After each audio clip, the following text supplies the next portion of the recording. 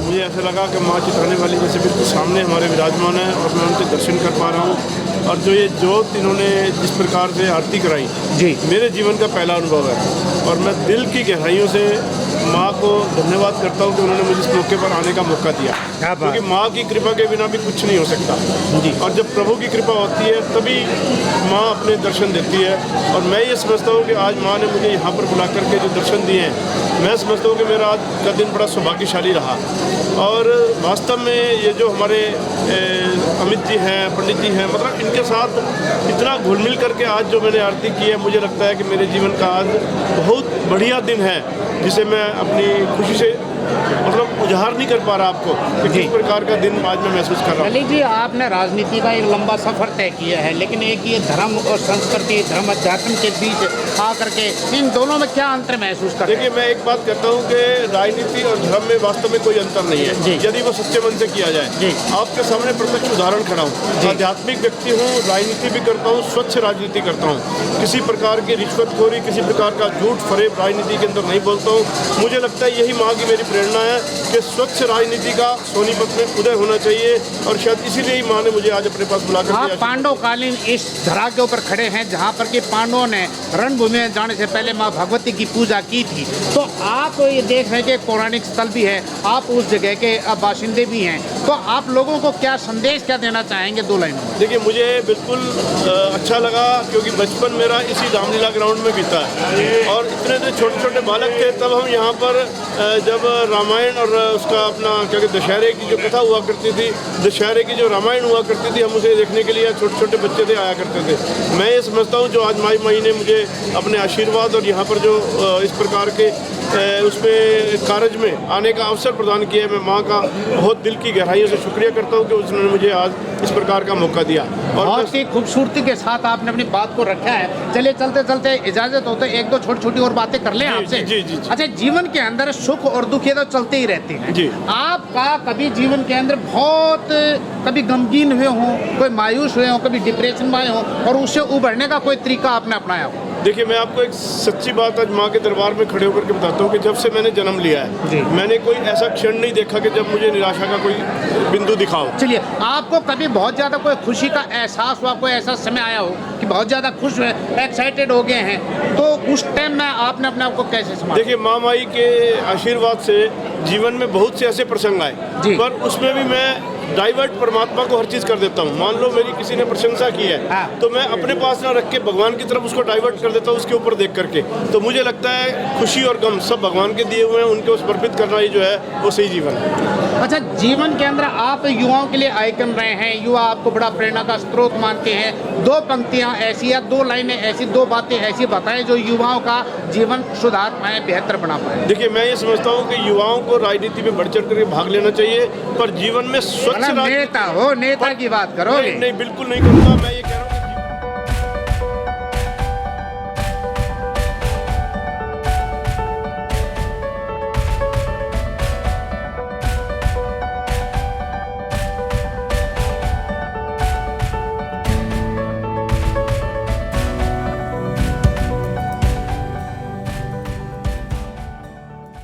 मैं ये कह रहा हूँ कि जीवन के अंदर जो है स्वच्छ राजनीति किस प्रकार से आए, ये उनके लिए आज प्रेरणा का दिन है। वेरी गुड, बहुत अच्छी बात है। और दूसरी बात, ये तो आपने बताया कि राजनीति में आए सुधार करेंगे, एक और पॉइंट कोई ऐसा बताएं जो जीवन को सुधार पाए। देखिए, मैं ये कहता हूँ कि युवाओं के अंदर जिस प्रकार की हमने अपने युवा जीवन देखा है, हम पूरी शक्ति के साथ भरपूर होकर के और सब काम करते हुए भगवान का गुणगान भी जरूर करते थे। तो मुझे लगता है कि युवाओं को हर काम करते हुए जो आज परमात्मा की तरफ विमुखता उनकी होती जा रही है, उसकी तरफ भी उनको ध्यान रखना चाहिए। मेरा ये दूसरा उनके। चलिए, बहुत अच्छा लगा आपके साथ, खैर आपने खुले दिल से बात की, जवाब दिए हैं, बहुत बहुत शुक्रिया। मैं नरेंद्र शर्मा प्रमाणा ज्ञान ज्योति दर्पण के लिए आपका भी धन्यवाद करता हूँ। और माँ भगवती जो सुखदायिनी है, वरदायिनी है, ब्रह्मांड की स्वामी, जगत जननी, जगदीश्वरी, परमेश्वरी, परमेश्वरी, दिव्येश्वरी है, मैं चरण वंदन करता हूँ, इसका अभिनंदन करता हूँ कि यहाँ पर आप लोगों के बीच में भी आकर के ये मौका मिला है।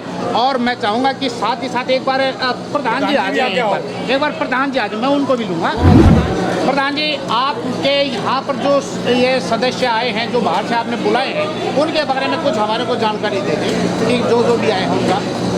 बाहर से तो मैंने कल भी बाइट पे बताया था, हाँ। पूना, मद्रास, बॉम्बे, दूर दूर से, दिल्ली से बहुत भक्त आए हैं, चीन से और बहुत जगह से आए हैं। चलिए आप उनका और आज सबका तो- शुक्राना करते हैं। हाँ, सबका शुक्रिया अदा करता हूँ, बत्रा जी का करता हूँ, कल कविता जान जी आई थी उनका करता हूँ जी।